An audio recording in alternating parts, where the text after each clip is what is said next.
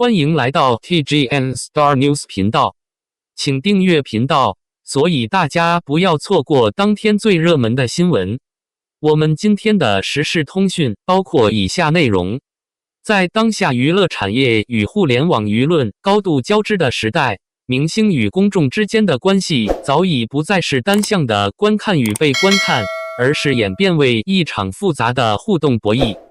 而围绕王一博近期两起维权胜诉事件展开的舆论风波，正是这一时代语境下的典型样本。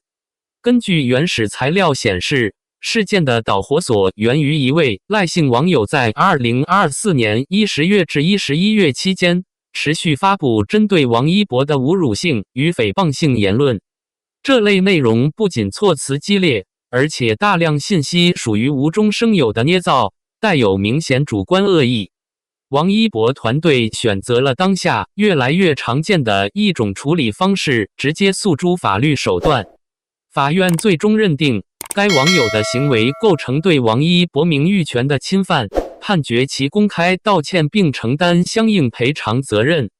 类似案件并非孤立，早在2025年，另一位刘姓网友也因不当言论被判公开道歉并赔偿2.5万元，甚至在拒不履行的情况下被申请强制执行。这一系列案件释放出一个清晰信号：键盘侠时代的免责幻觉正在被现实击碎。在这类事件中，王一博本人始终保持低调，没有亲自下场参与舆论争辩，而是通过团队与法律渠道进行处理。这种策略并非偶然，而是近年来头部艺人普遍采用的一种风险控制模式。从行业角度来看，这种做法具备3层意义：形象管理的理性升级。相较于过去明星亲自回应争议的方式，法律维权更具权威性，也更容易获得公众信任。情绪抽离，避免舆论反噬。直接与网友对骂往往会扩大争议，而通过法律手段则将问题转化为事实与证据的层面。建立长期威慑机制。连续维权案例的累积会让潜在造谣者在行为前产生心理成本计算。可以说，王一博团队的策略本质上是一种去情绪化的公关进化。这起事件之所以引发广泛讨论，并不仅仅因为明星维权本身，而在于它触及了一个更深层的问题：网络言论自由的边界在哪里？从法律层面来看，判决已经给出明确答案。基于事实的批评合法，针对作品的负面评价合理，捏造事实进行攻击违法，人身侮辱与恶意诽谤侵权。这实际上是在重新划定一条舆论红线。近年来，包括王一博在内的多位艺人频繁通过法律手段维权，这一趋势背后有多重原因。社交媒体放大效应。在算法推荐机制下，极端言论更容易获得传播，从而形成负面内容流量化。黑粉产业链的存在。部分账号并非普通网友，而是有组织的营销号或水军，甚至以黑流量变现为目的。法律环境逐步完善。随着中国对网络暴力与名誉侵权案件的司法实践增多，维权成本降低，成功率提高。某法律专家指出，过去很多明星不愿维权，是因为成本高、周期长、效果有限。但现在，维权已经成为一种可持续的治理手段。双引号。围绕此次事件，网络舆论呈现出明显的两极分化。支持观点。不少网友认为，早该整治网络暴力了，让造谣的人付出代价，是对社会公平的维护。这不仅是明星的胜利，也是普通网民的保护。他们的核心逻辑是，净化网络环境必须付出真实代价。质疑声音。与此同时，也有部分网友提出担忧，会不会导致普通人不敢表达负面意见？明星是否会借法律压制舆论监督？界限是否真的足够清晰？双引号，这种声音的本质是对言论空间收缩的焦虑。传播学专家指出，这类事件的关键不在于维权本身，而在于如何在保护名誉权与保障言论自由之间找到平衡点。他们提出3个判断标准：是否基于事实，是否具有公共讨论价值，是否存在恶意攻击意图。只要满足前2点，即使是负面评价，也属于合理表达。王一博维权事件的意义已经超越个体层面，对整个娱乐行业乃至互联网生态产生影响。对明星群体，维权将成为常态，而非例外。对普通用户，发言前的法律意识将显著增强。对平台机制，可能推动平台加强内容审核与账号治理。对舆论环境，逐步从情绪宣泄场向理性讨论空间转型。如果把王一博的维权事件放在更大的行业坐标系中观察，就会发现，这并不是孤立个案，而是一种正在形成的行业共识。近几年，包括多位头部艺人在内，针对网络谣言、恶意剪辑、断章取义等行为的起诉明显增加。这背后反映的是娱乐产业在经历流量至上阶段之后，开始进入秩序重建期。在这一阶段中，几个趋势尤为明显：从忍耐舆论到主动治理。过去，艺人团队更倾向于冷处理，避免扩大争议。但如今，越来越多团队选择主动出击，通过法律建立边界。从粉圈对抗到制度约束，曾经的舆论对抗往往发生在粉丝之间，而现在逐渐转向以法律为核心的制度博弈。从短期公关到长期品牌保护，维权不仅是止损，更是对艺人商业价值与公众形象的长期投资。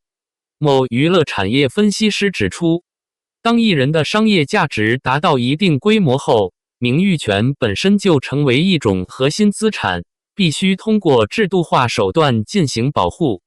双引号，王一博事件也对粉丝文化产生了连锁反应。过去，粉丝往往承担舆论防御的角色，通过控评、反黑大战等方式维护偶像形象。但这种方式存在明显问题，情绪化严重，容易引发更大规模冲突，缺乏法律约束力。而随着艺人团队直接介入维权，粉丝的角色正在发生转变，从冲锋者变为旁观者甚至监督者。这种变化的好处在于降低无意义骂战，减少粉圈内耗，提升整体讨论质量。但同时，也有粉丝表达失落感，认为参与感下降。在这类事件中，除了艺人与网友，平台其实是一个不可忽视的关键角色。以微博、短视频平台为代表的社交媒体，本质上掌握着内容传播的阀门。然而现实情况是，部分极端言论因高互动被算法放大，举报与处理机制存在滞后，对恶意账号的惩罚力度有限。因此，有专家提出，如果平台不承担更多责任，单靠明星维权难以根治问题。未来可能的优化方向包括更严格的内容审核机制，提高违规成本封号、限流、实名追责，引入 AI 识别恶意攻击内容。从法律角度来看，王一博胜诉的核心在于名誉权侵权的认定。名誉权作为人格权的一部分，其保护意义不仅在于个体尊严，更在于社会秩序。法律专家分析指出，网络诽谤具有传播快、影响广、难以消除的特点。一条谣言可能在数小时内影响数百万用户，即使删除，影响也难以完全消除。因此，判决中常见的2项措施具有象征意义：公开道歉、经济赔偿。这种双重惩罚机制正是为了弥补网络侵权的特殊性，要理解这类事件，还必须深入到一个更底层的问题：为什么网络上充斥着攻击性言论？心理学与传播学研究给出了几个解释。匿名性带来的去责任化，人们在匿名环境中更容易突破道德约束，情绪宣泄需求，现实压力无处释放，转而在网络寻找出口。从众效应，看到他人攻击某明星，容易跟风参与。流量激励机制，极端观点更容易获得点赞与传播。换句话说，键盘侠并非个体问题，而是结构性产物。尽管维权行为获得大量支持，但一个不能回避的问题是，明星是否可能利用法律压制合理批评？这是当前争议的核心之一。批评者认为，明星拥有资源与话语权优势，普通用户在法律博弈中处于弱势，一旦界限模糊，可能产生寒蝉效应。但支持者反驳，法院判决基于证据，而非明星身份。合理批评从未被禁止，真正被惩罚的是造谣与辱骂。从现实案例来看，目前的判决仍然相对克制，并未出现大规模压制正常言论的情况。结合当前发展，可以对未来做出几个判断：言论将更加实名化，匿名空间逐步收缩，责任追溯更容易，极端内容生存空间被压缩，平台与法律双重介入，理性表达成为主流，情绪化输出的成本提高，明星与公众关系在平衡，从对立走向更成熟的互动模式。王一博维权事件表面上是一起娱乐新闻，但其背后折射出的是互联网时代的深层结构变化。法律正在重塑网络秩序，明星不再被动承受舆论，普通用户需要重新认识表达边界。这不仅关乎一个明星的名誉，更关乎每一个网民的发言方式。为了进一步提升用户参与度，可以设置更具争议性与思考深度的问题。如果没有法律介入，网络暴力是否有可能自我消失？你是否认为匿名权应该被部分限制？为什么？当明星与普通人发生舆论冲突时，谁更容易被误伤？如果你因为一条评论被起诉，你会选择和解还是抗争到底？流量是否在无形中鼓励了恶意内容？未来是否需要设立网络言论信用评分体系？你认为平台、法律、用户谁应对网络环境负责最多？